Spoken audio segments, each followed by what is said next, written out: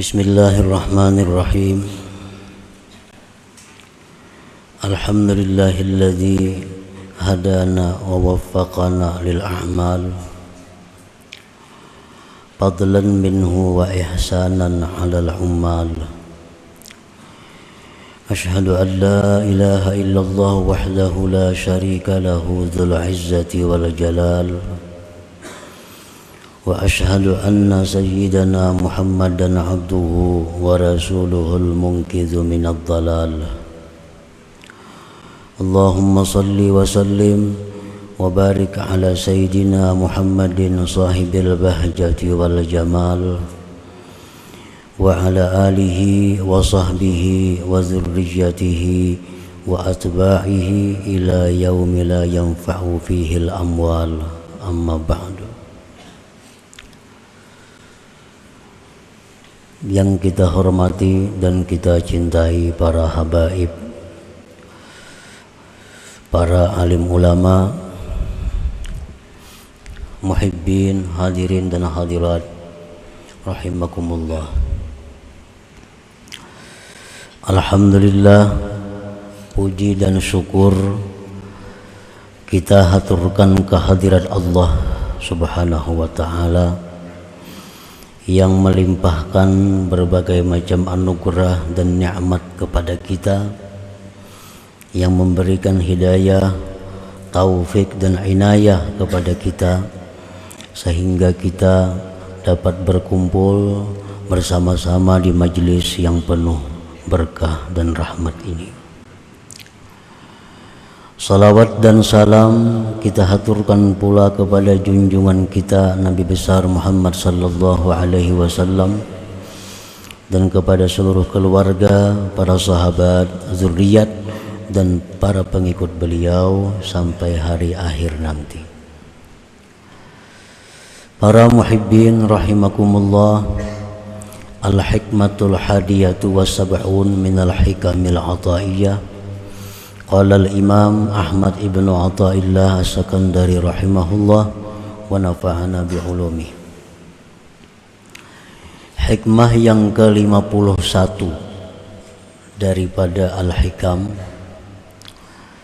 berkata al-Imam Ahmad ibn Athaillah As-Sakandari rahimahullah, la amala arja lil qabul min amalin yagibu anka syuhuduhu wa yahtakiru indaka wujuduhu. Yang artinya, tidak ada amal ibadah yang lebih diharapkan untuk diterima Allah daripada amal ibadah yang gaib dari engkau menyaksikannya, dan hina di sisi engkau adanya itu amal ibadah. Itulah kurang lebihnya terjemah daripada hikmah yang ke-51 ini. La amala minal a'mal al-mutaqarrabi biha ilallahi subhanahu wa ta'ala min ityanin wa tarkin arjalil qabul indallahi ta'ala min amalin tashhadu bihi anna alladhi waffaqaka lahu huwallahu ta'ala walaulahu ma sadara minka dhalikal amal wa an la ta'tamida alaihi fi tahsili amrin minal umur liru'yatika taksira fihi wa adama salamatihi minal afat al-mani'ati min qabulih. Tidak ada amal ibadah daripada amal-amal ibadah yang dijadikan pendekatan dengan amal ibadah itu kepada Allah Subhanahu wa ta'ala, baik daripada melaksanakan perintah seperti sembahyang, puasa, zakat, wa tarkin dan meninggalkan larangan, yang lebih diharapkan untuk diterima di sisi Allah Ta'ala daripada amal ibadah yang kamu saksikan pada amal itu, bahwa yang memberi taufik kepada engkau bagi amal itu adalah Allah Subhanahu wa Ta'ala. Dan jikalau tidak ada taufik dari Allah, tidaklah timbul, tidaklah muncul, terbit daripada engkau yang demikian amal ibadah itu. Dan bahwa tidaklah engkau berpegang atas amal itu pada menghasilkan perkara daripada perkara-perkara, karena melihatnya engkau akan kekurangan pada itu amal, dan melihatnya engkau tiada selamat itu amal daripada penyakit-penyakit yang mencegah bagi diterimanya amal itu. Para muhibbin rahimakumullah, pengarang ini di dalam hikmah yang ke-51 ini membicarakan masalah sebab amal diterima Allah.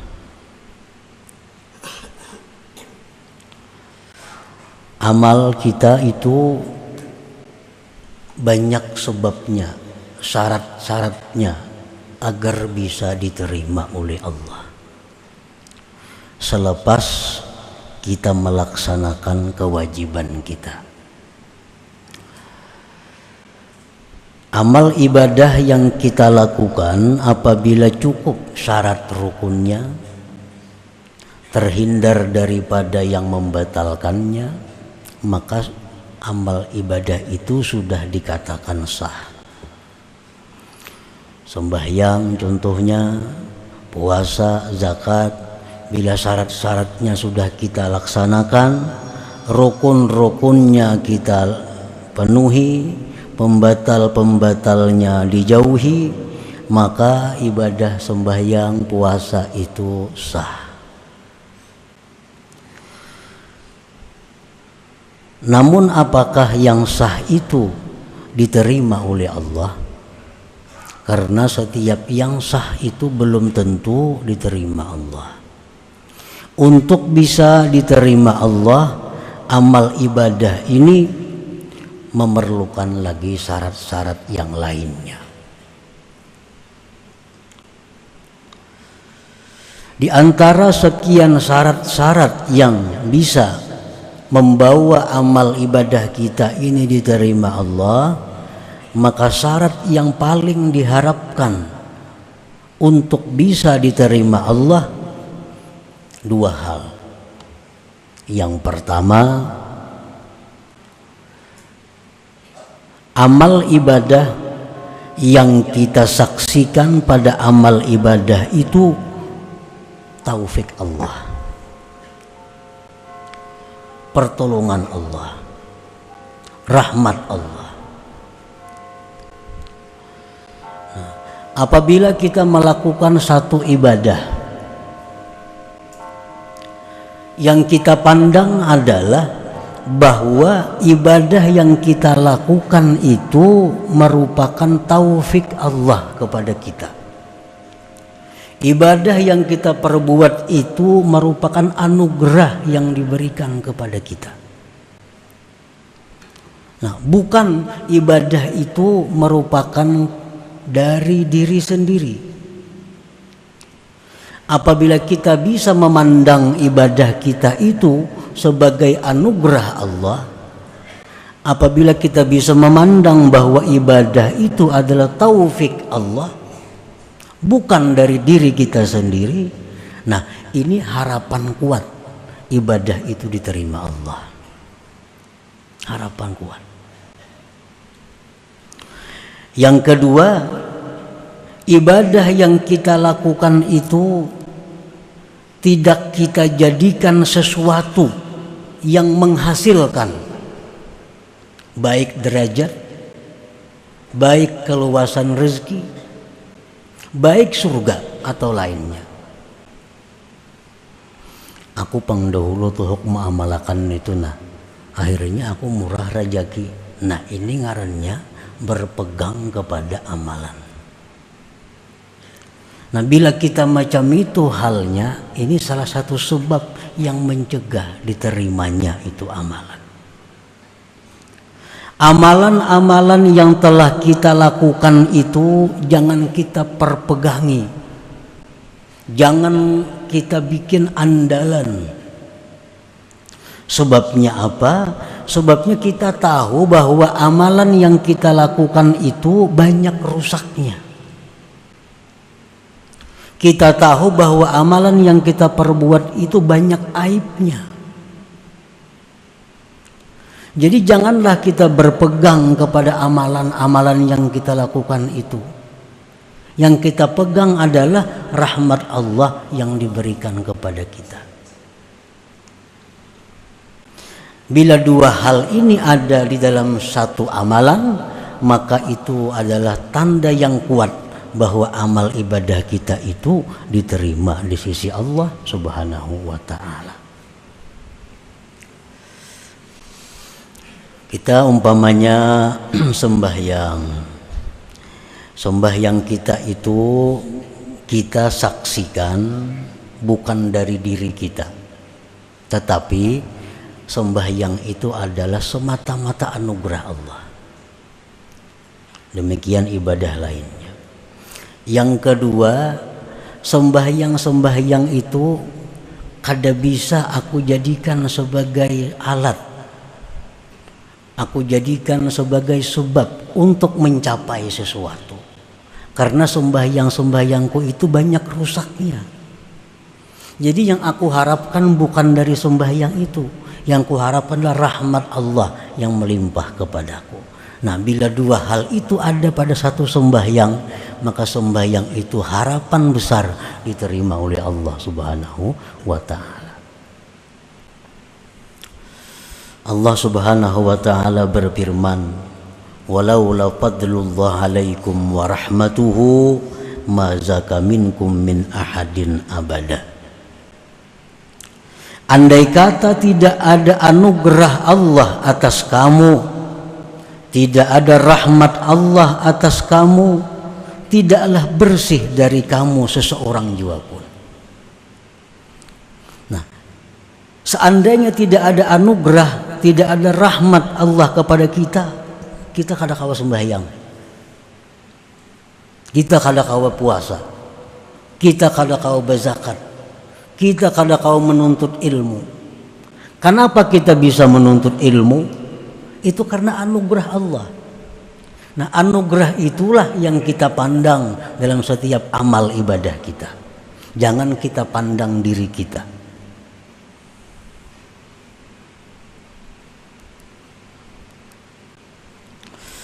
Ibadah yang kita perbuat itu jangan dibesar-besarkan. Apalagi dibikin satu andalan, satu pegangan. Karena ibadah itu kita yakin, kita tahu banyak rusaknya. Dan ibadah itu kullama suggirat kaburat.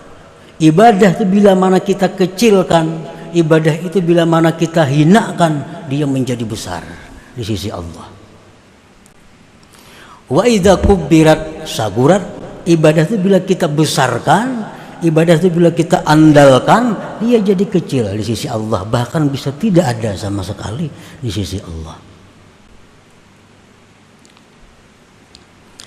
Jadi yang kita pegang, yang kita andalkan adalah bukan ibadah yang kita perbuat, tetapi rahmat Allah Subhanahu wa ta'ala. Itu yang kita harapkan, yang bisa menyelamatkan kita, yang bisa membuat kita sukses. Bukan ibadah kita, tetapi rahmat Allah Subhanahu wa ta'ala.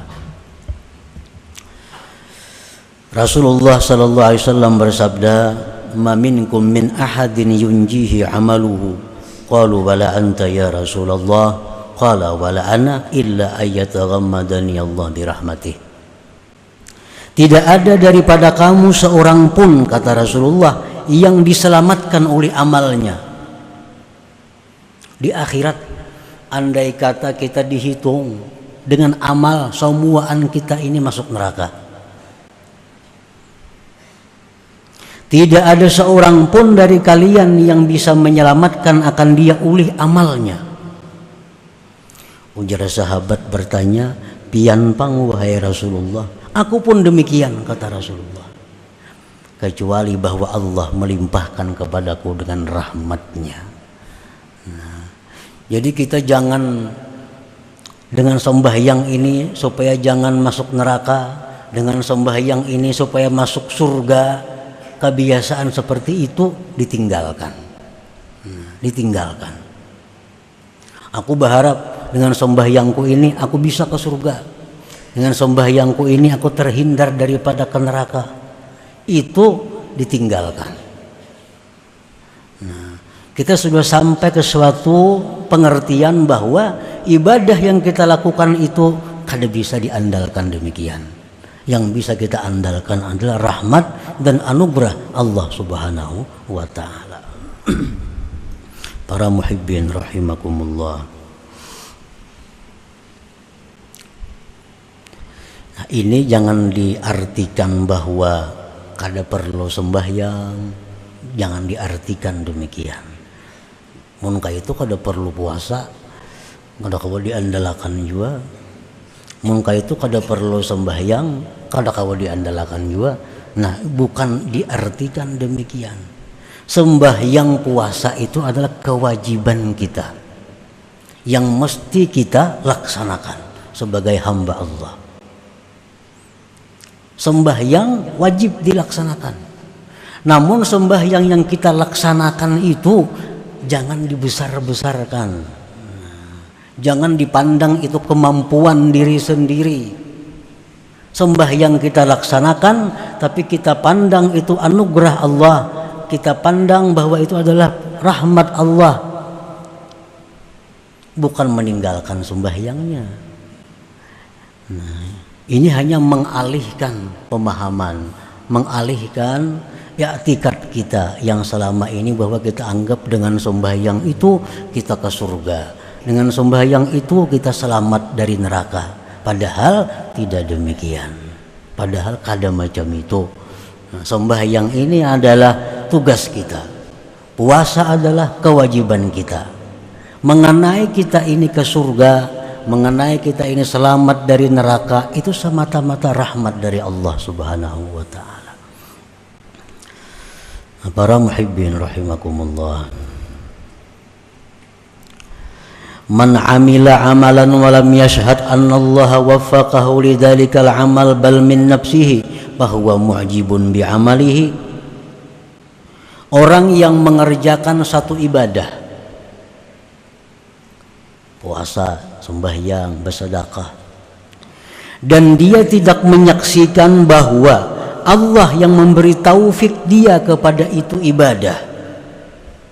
Ini kadang memandang ibadah yang dia lakukan itu taufik Allah. Kadang memandang itu. Yang dia pandang adalah dirinya sendiri. Bahwa mu'jib bi amalihi, itu orang ngarannya ujub dengan amalnya.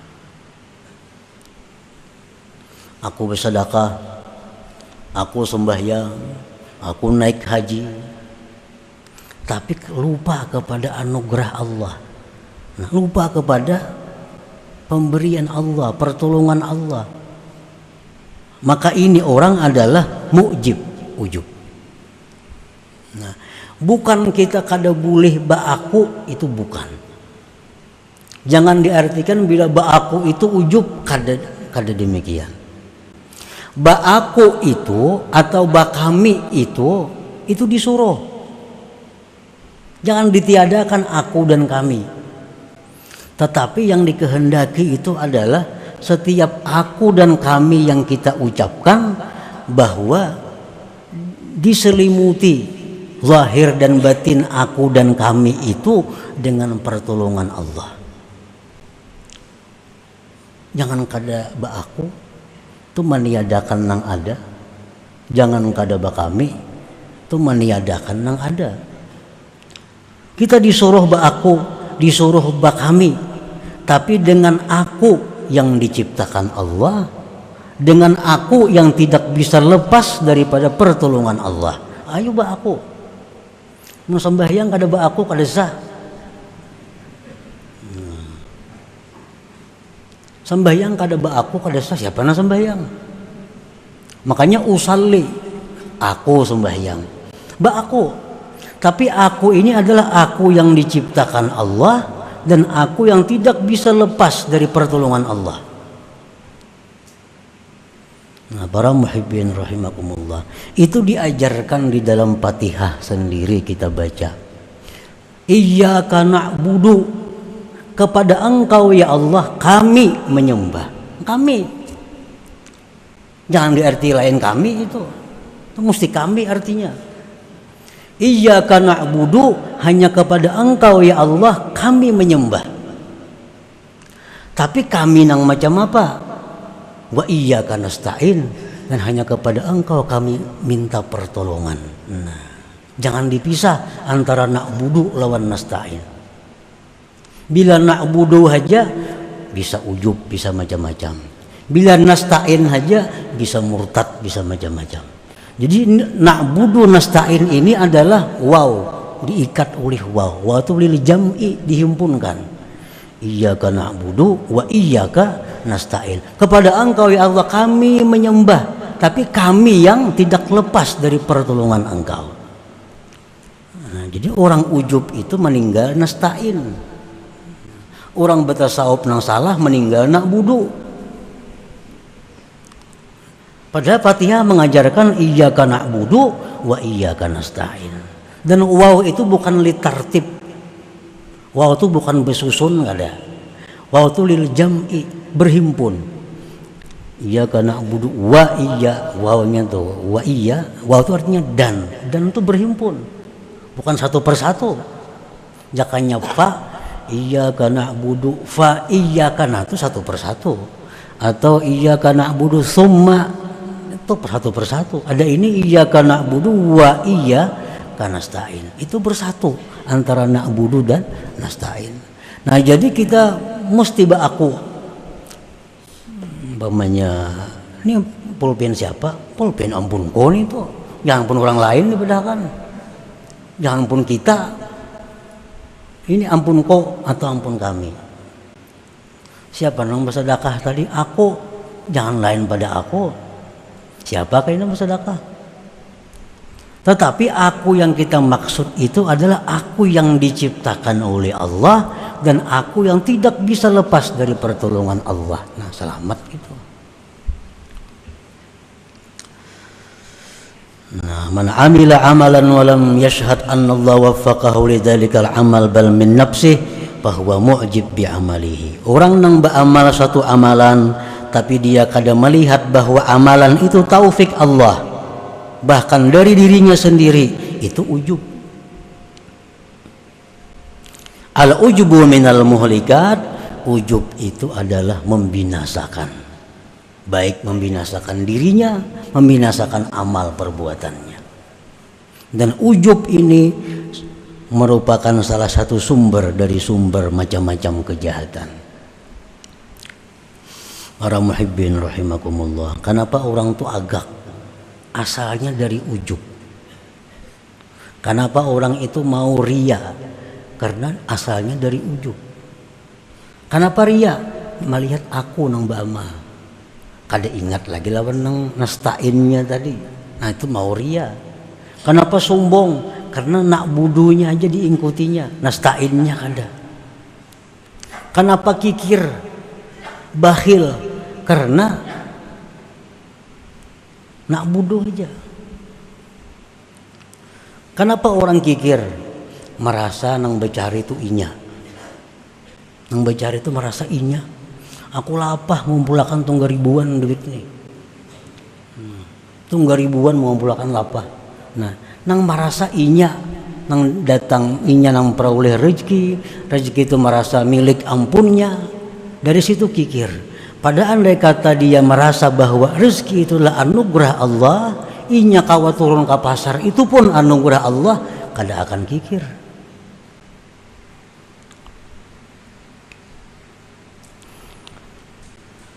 Qala Nabi sallallahu alaihi wasallam thalathun muhlikat syuhun muta wa hawan muttaba' wa ijabul mar'i bi nafsih.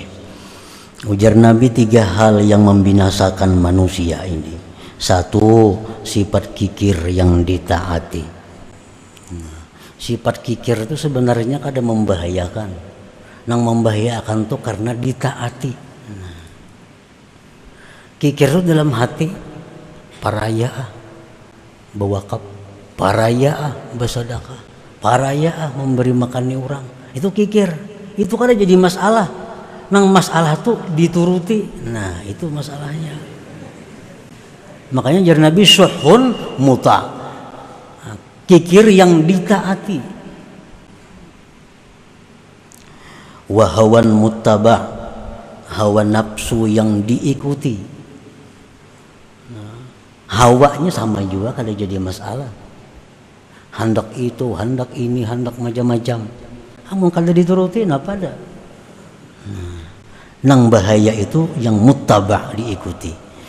Yang ketiga ujar Nabi kita, wa ajabul mar'i bi nafsi, dan ujubnya seseorang dengan dirinya. Nah, ini merasa keberadaan dirinya ini nang beramal, merasa dirinya ini nang bersedekah, merasa dirinya nang sembahyang, merasa dirinya nang puasa, merasa dirinya nang naik haji, tanpa mengingat pertolongan Allah tadi nasta'in. Qala Isa alaihi wa ala nabiyyina as-salatu wassalam, kam min sirajin qad atfa'athu ar-rih wa kam min 'abidin qad afsadahu al-ujub. Nabi Isa berkata, berapa banyak lampu yang dipadamkan oleh angin. Berapa banyak orang yang ahli ibadah dirusak oleh ujub itu. Salah satunya orang yang dulunya taat kemudian rusak adalah Qarun.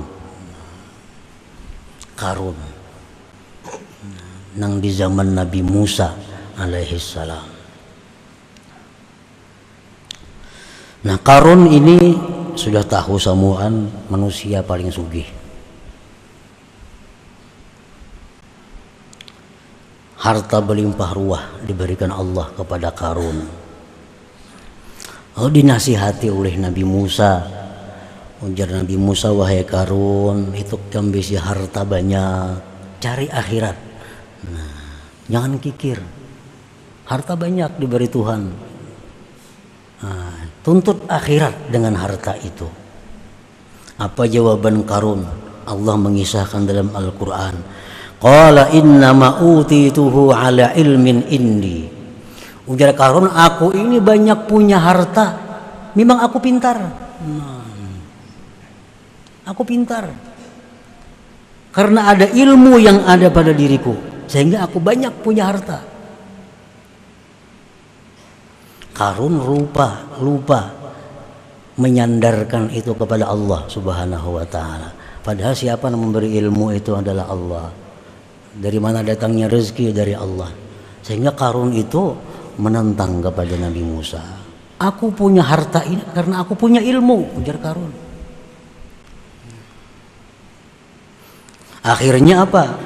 Si Qarun karena ujubnya itu, karena mengakuinya itu tanpa mengakui pertolongan Allah, fakhasabna bihi wa bidarihil arda, kami tenggelamkan Qarun itu dan rumah-rumahnya kami tenggelamkan, harta-hartanya ke dalam bumi. Nah, ini jar Nabi tadi muhlikat. Ujub itu membinasakan ampun dirinya, membinasakan amalnya. Ampun dirinya apa yang binasa? Beribadah, membayangkan apa? Nah, beribadah semalaman suntuk menahan mata. Tapi karena dia merasa itu dirinya bukan pertolongan Allah, binasa. Nah, para muhibbin rahimakumullah, wa man amila amalan wa'tamada alaihi fahuwa mudillun 'ala Allah bi 'amalihi wa 'amalul mudilla yurfa' ila Allah taala. Orang yang beramal satu amalan kemudian dia berpegang atas amalan itu, Ia menganggap bahwa amalan-amalannya ini kawa dia pegang bisa menyelamatkan inya. Nah, orang ini ngarannya adalah mudillun alallah. Arti mudil alallah itu orang ini merasa punya tempat di sisi Allah. Orang ini punya tempat di sisi Allah. Apabila kita merasa punya tempat kedudukan mulia di sisi Allah, amal kita tidak sampai diangkat kepada Allah. Tidak sampai diangkat kepada Allah. Rasulullah SAW bersabda, Inna salatal mudil la turfa'a fawqa ra'sihi. Sembahyang orang yang merasa punya tempat di sisi Allah, merasa punya kedudukan di sisi Allah, itu tidak lewat atas kepalanya. Nah, pada sampai ke hadirat Allah. Nah, para muhibbin rahimakumullah, dikisahkan di dalam kitab Ihya Ulumuddin bahwa seorang ahli ibadat yang sudah berapa puluh tahun ibadah kepada Allah,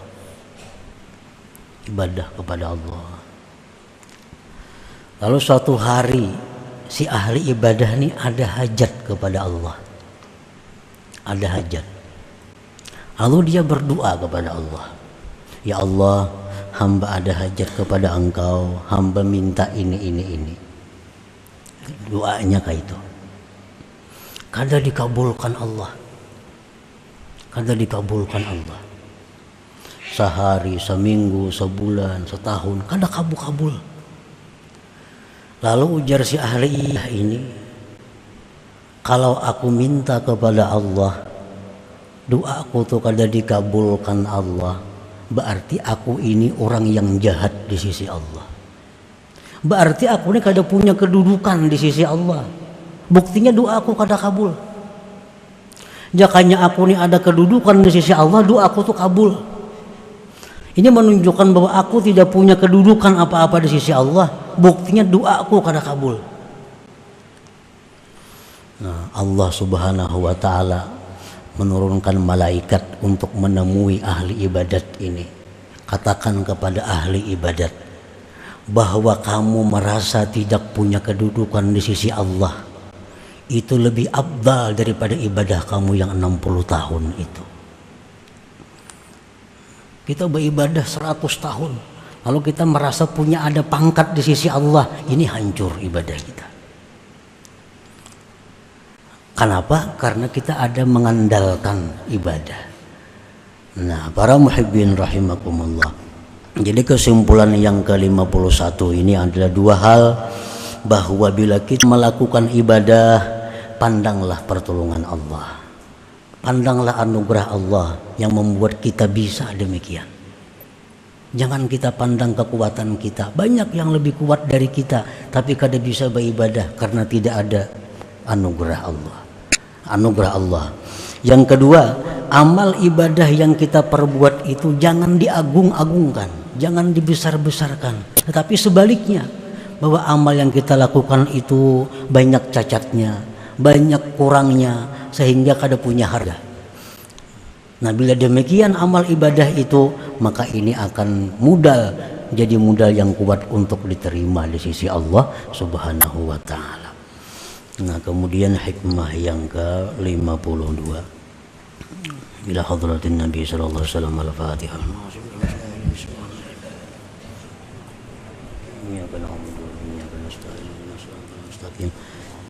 صراط الذين أنعمت عليهم غير المغضوب عليهم. يا الله بها يا الله بها يا الله بحسن الخاتمة، يا الله بها يا الله بها يا الله بحسن الخاتمة، يا الله بها يا الله بها يا الله بحسن الخاتمة. فيا أيها الرجل منه شفاعة صلوا عليه وسلموا تسليما. اللهم